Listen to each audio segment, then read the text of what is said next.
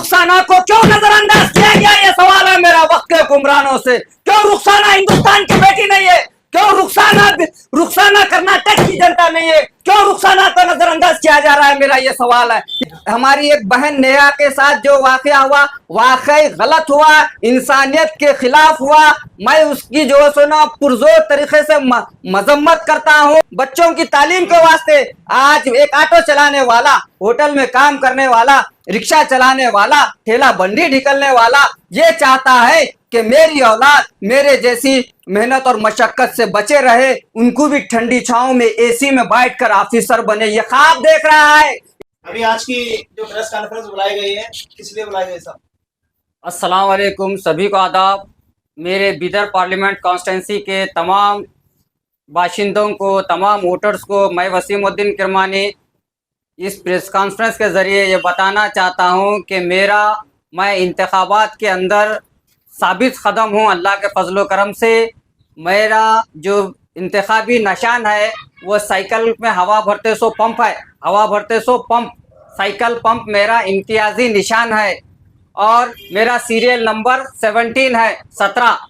मैं यही जो सुना मेरा इंतखाबी निशान और मेरा इंतखाबी सीरियल नंबर मैं जनता को बताने के लिए प्रेस कॉन्फ्रेंस बुलाया हूं। और जनता से, बिदर पार्लियामेंट कॉन्स्टिट्यूंसी की तमाम सेकुलर जनता से मैं हाथ जोड़ के निवेदन करता हूं, गुजारिश करता हूं कि हमने देश की आज़ादी से अब तक कई लोगों को वोट देते आए, कई बड़े बड़े साहूकारों को भी वोट दिए, सभी को वोट दिए, हर नेशनलाइज पार्टियों को भी हमने वोट दिया है। मगर इस बार बिदर जिले की जनता से मैं वसीमुद्दीन किरमानी निर्दलीय उम्मीदवार की हैसियत से इंतखाबात में हूँ। मेरा सीरियल नंबर 17 है, मेरा इलेक्शन चिन्ह साइकिल में हवा भरते सो पंप है। तो मैं इस इंतखाबात में हिस्सा लेने का मेरा अहम मकसद ये है कि हमारा बिदर रियासत कर्नाटक का बैकवर्ड एरिया है। यहाँ पर more than 65 peoples below poverty line में जिंदगी गुजारते हैं।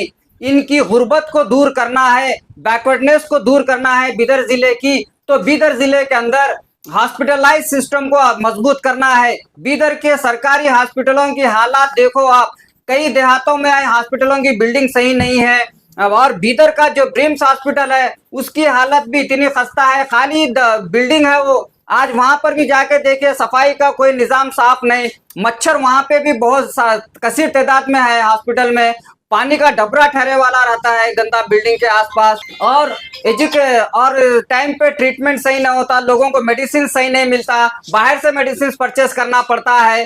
फिर दूसरी बात, लोगों को मामूली डिलीवरी के वास्ते भी हैदराबाद रेफर करते, और बड़ी बीमारी कुछ ऐसा हार्ट का प्रॉब्लम हो गया सडनली, या कुछ ऐसे चीज़ें जो भी बड़े किडनी का वो ये मसला हो गया, ऑपरेशन वगैरह रहे, तो हमको हैदराबाद जाओ, बेंगलुरु जाओ, गुलबर्गा जाओ, तो ये सारे दुश्वारियां हैं।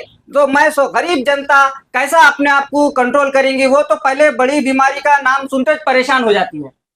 ऑटो चलाने वाले, रिक्शा चलाने वाले, होटल में काम करने वाले, किसान, खेतों में काम करने वाले, गरीब किसान, मजदूर, काफी लोग बिदर के अंदर हेल्थ डिपार्टमेंट से परेशान है। तो मैं उन तमाम की परेशानी दूर करने के लिए हेल्थ डिपार्टमेंट को अच्छा करूंगा। बिदर ब्रिम्स हॉस्पिटल में वो तमाम इक्विपमेंट्स और वैसे डॉक्टर्स, वैसे मेडिसिन इंशाअल्लाह मैं बिदर के ब्रिम्स हॉस्पिटल में अवेलेबल करूंगा। और किसी को जो है सुना हैदराबाद, किसी भी केस के वास्ते हैदराबाद, बेंगलोर, गुलबर्गा ऐसे मेट्रो सिटीज को जाने की जरूरत नहीं है, खर्चा ज्यादा हो रहा है। तो आपके तमाम के मैं जो है सुना दुख दर्द में काम आऊंगा। सबसे पहले हेल्थ इंप्रूव करूंगा, हेल्थ डिपार्टमेंट, उसके बाद एजुकेशन। आज बिदर के हर गांव में जाके देखो, सिटी में जाके देखो, सरकारी गवर्नमेंट स्कूल, सरकारी गवर्नमेंट स्कूल और गवर्नमेंट कॉलेजेस के हालात क्या है।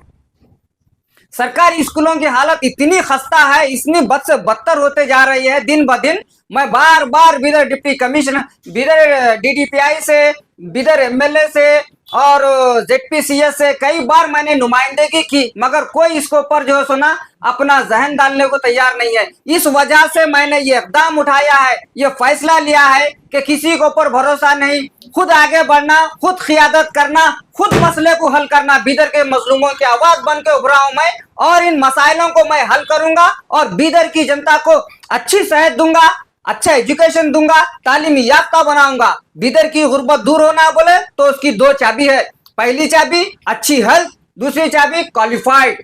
हर गरीब का, किसान का बच्चा भी पढ़ लिख के काबिल बने। और बिदर के अंदर जिसके पास पैसा है उन्होंने पीयूसी सेकेंड ईयर में नीट और सीईटी की कोचिंग ले रहे हैं।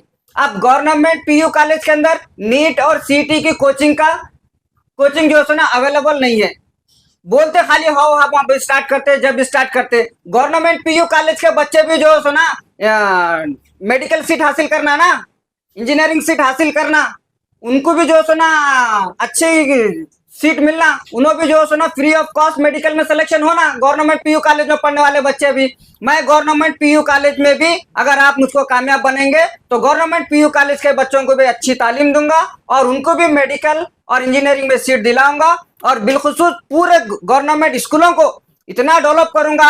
आज कई गवर्नमेंट स्कूलों में बच्चों को वॉशरूम फैसिलिटीज नहीं है, क्लासरूम सही नहीं है, फर्नीचर सही नहीं है, टीचर्स नहीं है, बिल्डिंग की हालत खराब है।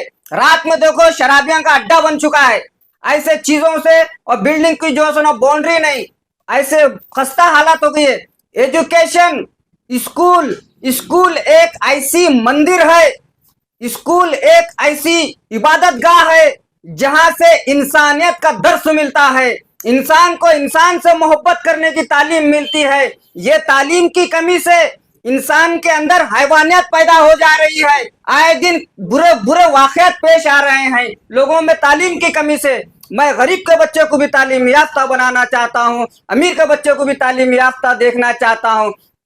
इल्म की कमी से लोग इंसान के बजाय हैवान बनते हैं। इल्म की कमी से इंसान जो है सोना उसको अच्छे बुरे की तमीज नहीं होती। अगर इल्म हो जाएगा बच्चे को, अगर शुरू से उसको सही तालीम मिलेंगी, प्राइमरी से लेकर पीजी तक फ्री ऑफ कॉस्ट का मैं जो सोना खिदमत अंजाम दूंगा। ये मकसद लेकर मैं आगे बढ़ा हूँ। ये रोडा, ड्रेना, नालियां, ये वो सब तो बनते रहे, ये लोग मेन इंपॉर्टेंट काम नहीं करते। भगवान खोबा साहब बोल रहे इतने हजार करोड़ बजट लाया, ठीक है लय।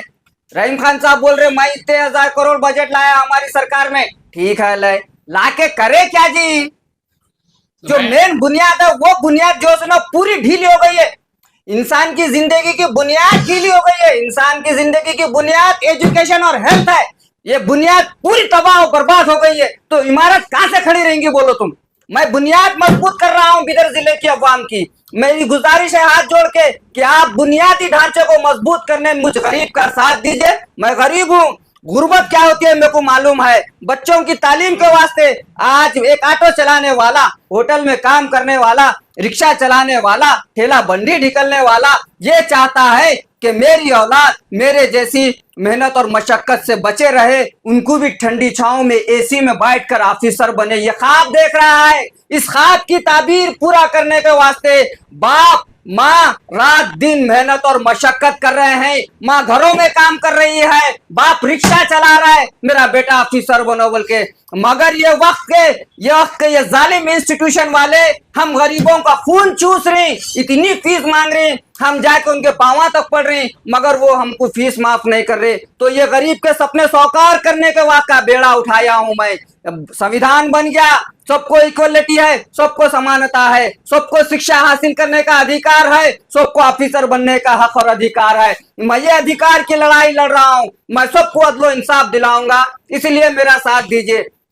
ये जो इलेक्शन पीरियड चल रहा है, इस इलेक्शन पीरियड के अंदर जिस तरह के प्रोपोगंडे चल रहे हैं, ये कांग्रेस और बीजेपी किस तरह से माहौल को खराब करने की भरपूर साजिश कर रहे हैं, नफरत पैदा कर रहे हैं। बीदर के अंदर जिस तरह जो हमारे हुबली के अंदर एक वाकया हुआ, हमारी एक बहन नेहा के साथ जो वाकया हुआ, वाकई गलत हुआ, इंसानियत के खिलाफ हुआ। मैं उसकी जो है ना पुरजोर तरीके से मजम्मत करता हूँ, मैं उसके खिलाफ हूँ। मैं उस कातिल को, वो जिसने भी जो हरकत की है, उस इंसान को भारत के संविधान के आइन के हिसाब से, भारत के कानून के हिसाब से कड़ी से कड़ी सजा देने की मैं अपील करता हूं कर्नाटक स्टेट सरकार से। किसी को नहीं बख्शना चाहिए, किसी को नहीं छोड़ना चाहिए। मुलजिम जुर्म करने वाला मुजरिम को नहीं छोड़ना चाहिए। जो मुलजिम है उसके साथ कार्रवाई हो और उसको कड़ी से कड़ी सजा दिलाई जाए बोल के मैं कर्नाटक सरकार से इस बात की अपील करता हूं। सेम डे दो वाकया हुए रियासत कर्नाटक में। एक वाकया हमारी बहन नेहा के साथ हुआ और एक हमारी बहन रुखसाना के साथ हुआ, जो रुखसाना का भी जो सुना कत्ल करके उसको जला दिया गया है। तो ये भी सेम डे वाकया है, मगर ये पॉलिटिशियन एक ही चीज पे फोकस कर रहे हैं, रुखसाना का नाम तक नहीं ले रहे। बीजेपी छोड़ो, उसका काम है, मगर कांग्रेस बीदर के जो सागर खंडरे है और जो रहीम खान साहब के फर्जन है, ये दोनों बच्चे जाकर तहसील ऑफिस में मेमोरेंडम देते हैं। मेमोरेंडम में सिर्फ नेहा के बारे में लिखा जाता है। रुखसाना को क्यों नजरअंदाज किया गया, ये सवाल है मेरा वक्त के हुक्मरानों से। क्यों रुखसाना हिंदुस्तान की बेटी नहीं है? क्यों रुखसाना कर्नाटक की जनता नहीं है? क्यों रुखसाना को नजरअंदाज किया जा रहा है, मेरा ये सवाल है। ये कांग्रेस हर हमेशा मुसलमानों का साथ लेती है, मुसलमानों को वोट लेती है, मगर मुसलमानों के साथ हक तलफी करती है। मुसलमानों की आवाज को दबाना चाहती है, मुसलमानों पे हो रहे जुल्म को बताना नहीं चाहती, मुसलमानों को हमेशा जुल्म और अंधेरे में रखना चाहती है। ये उनका फर्ज था। अगर वो सेकुलर थे तो ये दोनों का नाम लेना था, दोनों की नुमाइंदगी करना था। मैं इंसाफ चाहता हूं। मेरे लिए रुखसाना भी उतनी ही है, मेरी बहन है। मेरे लिए नेहा भी उतनी ही है, वो भी मेरी बहन है। हम सब बिरादरान वतन है। हम आपस में बैर नहीं रखना है। हम मजहबी नाम पे बंटवारे में नहीं जाना है। हमको हमारे देश की सलामती के लिए, हमारे बीदर की तरक्की के लिए, बीदर के उज्जवल भविष्य के लिए मुझ जैसे गरीब वसीमुद्दीन किरमानी का आप लोग भरपूर साथ दीजिए, अपना कीमती वोट दीजिए। मेरा सीरियल नंबर 17 है और मेरा निशान साइकिल में हवा भरते सो पंप है।